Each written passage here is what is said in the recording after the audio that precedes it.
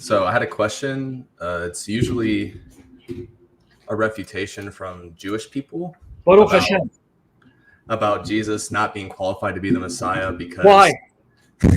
he didn't have a biological father. No. That No. was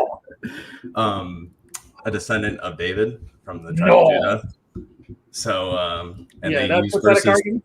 Yeah, Genesis 49:10, Isaiah 11:1, Jeremiah 23:5. Where does Isaiah 11 say that Messiah can only be a descendant of David and Jesse if he has a biological father? I read it nowhere. It just said it was a lot. It was like a scepter or a root, but nothing specific about Yes. a father. All it says that is Messiah has to be a descendant of Jesse and David. That's it. But where does it say it has to be from the male side, not the female side?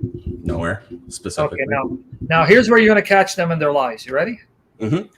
Here you go. First Chronicles 2:34 to 36. This is talking about a descendant of Judah, right? Okay. If you open up chapter 2, it's about a descendant of Judah, right? Okay. Now, Shishan had no sons. Catch it? Yeah. Only daughters, right? Mm-hmm. And Shishan had an Egyptian slave whose name was Jarha, right? Okay. Shishan gave his daughter to Jarha, his servant as a wife. She bore him Attai. Attai became the father of Nathan, and Nathan became the father of Zabad. So who succeeded Shishan?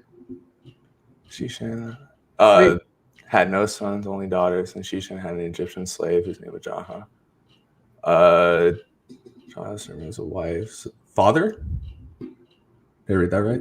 Who continued Shishan's line? Attai. But Attai was the son of Shishan's daughter. And Attai's father was Egyptian. Should not have made him Egyptian?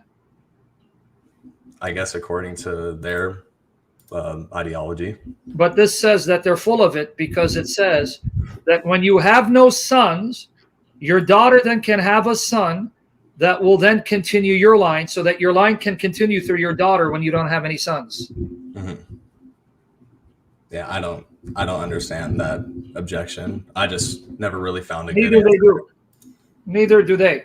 Mm-hmm. Yeah, don't use the Jeconiah argument, buddy. That's outdated. But you get the point, right? Yeah. So you tell them, number one, can you show me in the Hebrew scriptures where it says the only way Messiah can be a legitimate physical descendant of David is if he has a male father? Number two, what do you do with your own Tanakh, your Hebrew scriptures, that says Shishan, who's from the tribe of Judah, didn't have sons, he only had daughters, and that his daughter married his Egyptian slave. So the Egyptian slave sired a son, Attai, from Shishan's daughter, and Attai continued the line for Shishan, meaning that Shishan's line continued through his daughter. Mm-hmm. Yeah, they would probably just attack ad hoc from there and just make up some lies. Exactly. Their arguments are pathetic. They have no good arguments. And then the third element you add, say, is it not true that in Rabbinic Judaism you have the belief of the pre-existence of the Messiah? They have sources, and I've quoted them, where Yalkut Shamoun mentions Psalm 22 about the Messiah already existing with God from the 6 days of creation, hidden with God, and he's already alive with God before he comes into the world. So are you going to tell me that his father pre-exists too, and his father was there? Well, that would be a weird theology there. So what are you going to do with the Jewish idea of a pre-existent Messiah? Here, let me get you the article on that. All right. So yeah, they're playing on the ignorance of Christians who don't know Jewish tradition, right? Just show you Judaism pre-existence. Let me get it. Messiah. Let me get you the articles. All right, here. Let's see. Here you go, guys. Here it is for you guys. Don't let them lie to you because you say, hold on. In Rabbinic Judaism, you have the belief in a pre-existent Messiah. Yalkut, right? Pasikta Rabati, exactly. Pasikta Rabati. I get Yalkut Shamoun and Pasikta Rabati always confused. So may the Spirit correct me. Exactly. So here it is, right here. Pasikta Rabati, Yeah, I get them all confused. There are too many Jewish sources to remember, but glory to God. Hold on one second. Let me enlarge the screen. Right? Hold on. Let me go here. Where am I, man? Ooh, I can't even find my own screen. Yeah, here you go. Actual. Oh, man, hold on.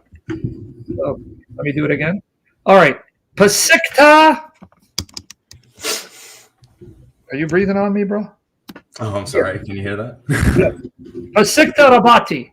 The Messiah has been there from the 6 days of creation with God under the throne, and he and God have a conversation about his fate to bear the sins of Israel, and he then willfully, gladly accepts his fate for 7 years, and here you have him already existing with God. So does that mean his father existed too? Of course not.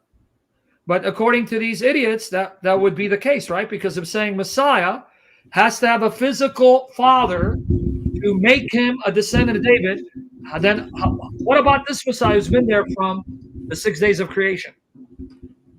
And it's a problem that we believe in the Trinity. I don't get it. Yeah, exactly. So there you go right here.